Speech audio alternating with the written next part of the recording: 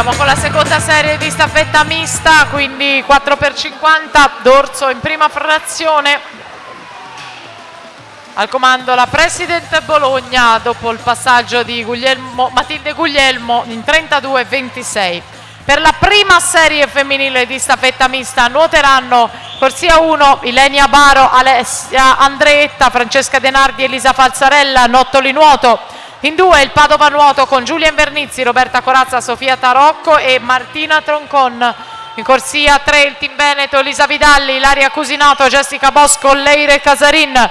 In 4 la nazionale italiana schiererà Mirea Calabria, Sara Spadazzi, Sofia Jurasek, Federica Sarti, Cipriani. In 5 il 2001 Team Maria Chiara Girardi, Sara Zandonai, Elena Foradori, Anna Benettin.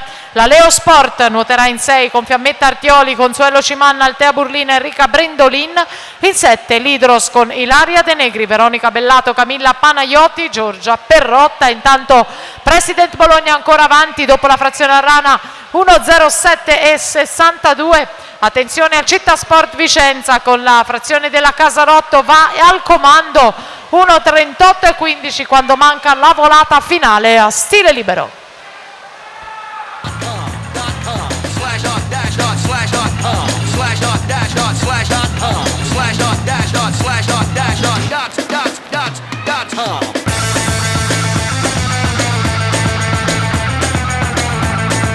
Siamo alle battute finali di questa gara con il Città Sport Vicenza che si prende la vittoria con 2:06:99 davanti al President Bologna e alle Tre Piscine.